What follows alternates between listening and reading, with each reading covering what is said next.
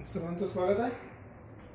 तर जेईच्या PYQ series मधला आज आपल्याकडे सेकंड क्वेश्चन आलेला. क्वेश्चन खूप सोपा आहे, तर अंडरस्टँड करून घ्या. बघा, ज्यावेळेस आपल्याला समेशन लिमिटमध्ये दिलं राहते की आर ची व्हॅल्यू 1 पासून 13 पर्यंत चाललेली आहे, हे लिमिटेड अमाऊंटची सम आहे. आणि जो आपण समेशन शब्द वापरतो तो नॉर्मली डिस्क्रीट नंबरसाठी आहे. 1 2 3 4 5 मध्ये गॅप नाही आहे. मध्ये गॅप नाही म्हणजे ओव्हरऑल गोष्टीचं ऍडिशन नाही करायचं, फक्त त्या पॉईंटच्या ठिकाणचे ऍडिशन करायची. तर जेव्हा ओव्हरऑल गोष्टीचं ऍडिशन नाही करायचं तर याला आपण इंटिग्रेशन मध्ये कन्वर्ट करायचं नाही. राईट, पहिला पॉईंट हा सांगितला. सेकंड इम्पॉर्टंट पॉईंट, तुम्ही साइनच्या आतमध्ये दोन गोष्टी लक्षात ठेवा. साइनच्या आतमध्ये काय, एक r-1 टर्म आहे आणि एक r टर्म आहे. म्हणजे कॉन्सिक्युटिव्ह टर्म्स आहे, एका नंतरच्या एक लगातार येणार आहे. मग याला आपण सेपरेट फॅक्टर करू शकतो का? बिलकुल करू शकतो. बघा, जर याला सेपरेट फॅक्टर करायचं असेल, मी समेशन घेत नाही सध्या, फक्त याला सॉल्व्ह करून बघतो की माझ्याकडे जे नंबर्स आहेत ते आहेत साइन ऑफ π/4 प्लस r-1 π/6 आणि दुसऱ्या मल्टिप्लिकेशन मध्ये sine of π/4 plus r times π/6. Right. आता बघा, जर आपल्याला समजायचं की कसं सेपरेट करायचं, की एक्स्ट्रा काय येणार आपल्याकडे, एक्स्ट्रा काय येणार हे समजण्यासाठी लक्षात ठेवा, तुम्हाला या दोन अँगलची आतमधली ऍडिशन करायची. हा झाला π/4, ठीक आहे, प्लस r-1 इंटू π/6. आता बघा, आपल्याला जर समेशन करायचं, आपला व्हेरिएबल कुठला व्हेरिएबल आहे आपला r. तर आपल्या इक्वेशन मध्ये किंवा न्यूमरेटर मध्ये r नाही पाहिजे, हे बेसिक रिक्वायरमेंट आहे. वरती जर r नाही पाहिजे तर हा r कुठून तरी कॅन्सल व्हायला पाहिजे. मग या r ला कॅन्सल करायसाठी इथे r प्लस मध्ये, इथे पण r प्लस मध्ये, कॅन्सल करायला काय लागेल, सोबत लागेल मायनस साइन.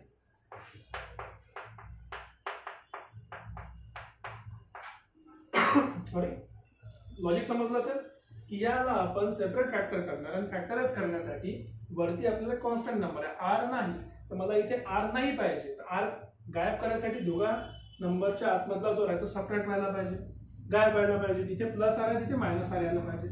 सिम्प्लिफाय करू, π/4 प्लस π/6 इंटू r मायनस π/6, इथे मायनस करा, मायनस π/4 मायनस r इंटू π/6. बघा, कॅन्सल कॅन्सल, सॉरी, बाकी करायला आपल्याकडे फक्त मायनस π/6. हा एक कॉन्स्टंट नंबर आहे. तुम्ही जर याला उलटा केला, हा मोठा नंबर आहे, हा छोटा आहे, तर मोठ्यामधून छोटा काढला तर व्हॅल्यू प्लस येईल.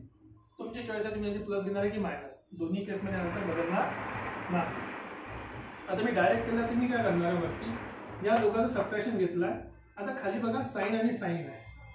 जर मी वरती कॉसचा फॉर्म्युला यूज केला, जर आपला फॉर्म्युला काय कॉसचा, मी इथे लिहितोय कॉस a मायनस बी, तिथे मायनस साइन आली ना आपली, कॉस a मायनस बी जर मी घेतला तर मला काय मिळणार, cos a cos b plus sine a sine b.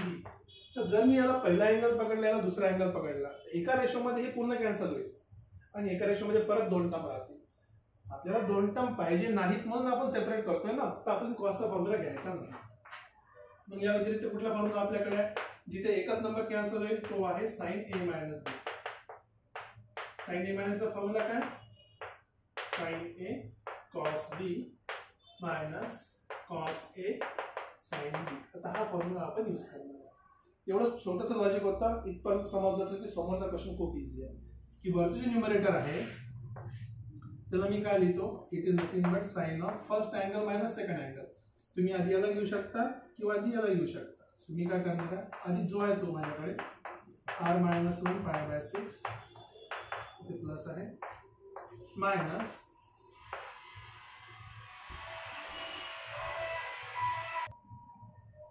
तर आपण यूज करणार साइनचा फॉर्म्युलामध्ये. बघा, पहिला अँगल प्रूव्ह केलाय, दुसरा अँगल किती आहे आपला π/4 प्लस r टाइम्स π/6 आणि टोटल डिवाइडेड मध्ये जे आपल्याकडे अवेलेबल आहे ते आता डिनॉमिनेटर, की sine π/4 plus r-1 π/6 into sine of π/4 plus r times π/6.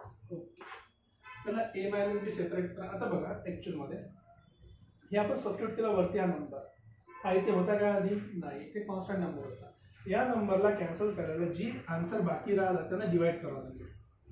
त्या आन्सरने काय करावं डिवाइड करावं लागेल. काय बाकी राहिलं ते -π/6. सो बेसिकली इथे आपल्याला काय पाहिजे इंटू -1/sin ऑफ -π/6. कारण हे एक्स्ट्रा टर्म आली होती. कुठली टर्म आहे ही जी वर लिहिली आहे मी टर्म ती तिथे एक्स्ट्रा आलेली आहे. ती कॅन्सल करण्यासाठी मला हे घ्यावं लागलं. अजून मी समेशन घेतलेलं नाही, अजून सॉल्व्ह केलं. तर sin π/6 ची व्हॅल्यू किती आहे 1/2 मायनस बाहेर आला की -1/2 खाली -1/2 झाला 1/-1/2. नाईस. याला एक्सपांड करा. मी सध्याला ए म्हणतो, याला बी म्हणतो. हा पण ए झाला आणि हा बी झाला. बेसिकली काय मिळालं आपल्याला sin a मायनस बी, तर sin a cos b minus cos a sin b. आणि डिवाइड मध्ये पण same logic sin a sin b, sin a sin b, इथे पण sin a sin b. That's it. sin b sin b cancel, sin a cancel. Divide say divide वाला वरती वर गेला, so -2 cos b upon sin b हा झाला cot b minus cos a upon sin a cot a. तर basically ही मला series मिळाली. आता फायनल आपलं सिरीज आपण समेशन करूया. ते समेशन काय झालं आपलं r = 1 to 13. व्हॅल्यूज पुट करा. आता -2 कॉन्स्टंट आहे. cot ऑफ आता व्हॅल्यूज पुट करा. b म्हणजे किती अँगल आहे राईट वाला angle π/4 plus r times π/6 right आणि minus cot of π/4 plus r - 1 π/6. ही समेशन आपल्याला कंप्लीट करायची. Okay no problem. तर -2 बाहेर काढलेला आहे. समेशन लिहिताना मी याच्यात ऍक्च्युअली टर्म पुट करून बघतो की पॅटर्न काय मिळणार. स्टार्टिंग 1 पासून करायची. हा 1 झाला तर बेसिकली मला मिळालं cot ऑफ π/4 प्लस π/6. ठीक आहे मायनस 1 - 1 0. सो हा झाला cot π/4 पहिली टर्म. नंतर प्लस दुसऱ्या टर्म साठी परत व्हॅल्यू पुट करतो. 1 च्या ठिकाणी 2 येणार. So cot of π/4 plus 2 π/6 minus cot of 2 - 1 झाला π/4 प्लस π/6. नाइस. अगेन प्लस तीसरी term. So again cot of π/4 plus 3 times π/6 minus cot of π/4. 3 मधून एक गेला 2 π/6. तुम्ही पॅटर्न बघू शकता. पॅटर्न काय झाला हा नंबर इथे आला, हा नंबर इथे आला. चालत राहील असं कुठल्या टर्म पर्यंत लास्ट टर्म पर्यंत. इथे इम्पॉर्टंट गोष्ट लक्षात ठेवण्याची ती कुठली आहे ही लक्षात ठेवण्याची इम्पॉर्टंट गोष्ट आहे की इथे जे आपल्याकडे आहे इथे जे आपल्याकडे मोठी टर्म सर्वात आधी घेतली आपण म्हणजे शेवटची टर्म मोठी येणार ते कुठे येणार 13 नंबर्स. इथे आपल्याला काय मिळणार cot of π/4 plus 13 times π/6 minus cot of π/4 13 मधून एक गेला 12 टाइम्स π/6. That's it. हे समेशन आहे आपलं. आता ज्या ज्या गोष्टी कॅन्सल होतात ते कॅन्सल आउट करा. तेच आपलं काम होतं. सिरीज लिहायच्या मागे तेच उद्देश आहे. त्याला सेपरेट करायच्या मागे पण तोच उद्देश आहे. हा तर कॅन्सल होणार नाही. हे सारखे नंबर आहे कॅन्सल झाले. हा सारखे नंबर आहे कॅन्सल झाले. तर प्रत्येक नेक्स्ट सिरीज मधला राईट हँड टर्म कॅन्सल होतात. हा सगळ्या क्लासने या टर्म पर्यंत कॅन्सल होतो.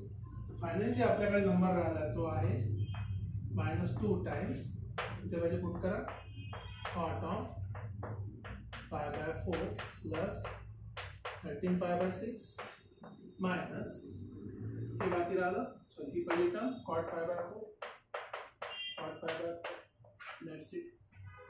आता फक्त तुम्हाला काय करायची याची व्हॅल्यू पुट करायची आहे. That's it. याची व्हॅल्यू पुट केली. आता 13 π/6 जर म्हटलं तुम्हाला व्हॅल्यू काढायला काही अडचण नसली पाहिजे तरी मी एकदा समजून सांगतो. हे आपला आहे क्वाड्रंट सिस्टम. हा 1 हा 2 पाय असे 6 राऊंड मारले आपण. 1 2 3 4 5 आणि 6 म्हणजे 12 पाय. 12 पायला पण इथेच पोहोचलो आपण. 13 पाय येणार इथे. 13 पाय इथे येणार आणि 13 π/6 म्हणजे इथे येणार π/6. सो बेसिकली आपण थर्ड क्वाड्रंट मध्ये कॉटची π/6 ची व्हॅल्यू काढतो. तर थर्ड क्वाड्रंट मध्ये add sugar to coffee. tan positive तर कॉट पण पॉझिटिव्ह आहे. सो बेसिकली तो काय होणार -2 टाइम्स 1 ठीक आहे. सॉरी म्हणजे जी व्हॅल्यू आहे ती राहणार आहे √2 सॉरी π/6 साठी पॉझिटिव्ह राहणार आहे आणि मायनस कॉट π/4 ची व्हॅल्यू किती आहे 1 -2 यामध्ये मल्टिप्लाय करा आपल्याला मिळेल हा मायनस मायनस प्लस 2 मायनस 2√3 हे आपला आन्सर झाला. सो 2 मायनस 2√3 2 मायनस 2√3 किंवा काहीतरी समोर मागे झाला का प्लस मायनस मध्ये काहीतरी कोणत्यासारखं वाटतं एक सेकंड. म्हणजे बेसिकली आन्सर 2√3 - 2 हे असलं पाहिजे समेशनचा आन्सर. प्लस मायनस मध्ये काय चुकीचं गेलं असेल तर होऊ शकते. बघू एकदा sin A cos B cos A sin B cot B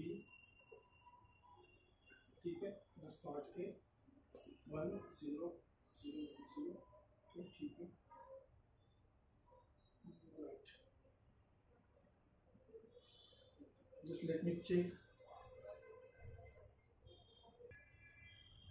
sorry छोटासा करेक्शन आहे. आपला अँगल आहे तो π/4 प्लस π/3. ऍक्च्युली हा π/6 काढला आपण. π/6 आहे प्लस π/4 करायचा होता तर आपल्याला कॉट π/4 प्लस कॉट π/6 काढायचं आहे. सो -2 टाइम्स हा ऍक्च्युली आहे cot of π/4 plus cot π/6 π/4 plus cot π/6 करायचं आहे आणि कॉट π/4 ची व्हॅल्यू 1. हां मी फक्त π/6 ची व्हॅल्यू घेतली होती म्हणून तो आन्सर उलटा आला होता. आता याला सॉल्व्ह करू शकतो आपण. Cot A plus B cot A plus B चा फॉर्म्युला माहिती तुम्हाला cot A cot B cot A cot B. So cot π/4 1 cot B √3 minus 1 upon cot A plus cot 3. So √3 plus 1 rationalise करायला जर आपण rationalise केलं तर हा झाला √3 - 1 आणि हा √3 - 1. रॅशनलाइज केल्यावर आपल्याला खाली मिळालं 3चा स्क्वेअर -1 तर 2 झाला A स्क्वेअर म्हणजे 3 प्लस B स्क्वेअर म्हणजे 4 4 - 2√3. सो बेसिकली आन्सर 4 - 2√3 म्हणजे आपला आन्सर मिळाला 4 - 2√3 डिवाइड बाय 2 हा 2 टाइम्स आणि √3. ओके दिस बिकम्स -2 टाइम्स 2 - 2√3 आणि हा -1. परफेक्ट. आता करेक्शन बरोबर आहे. त्याला सिम्प्लिफाय करूया आपण. 2 मधून 1 गेला 1 राहिला.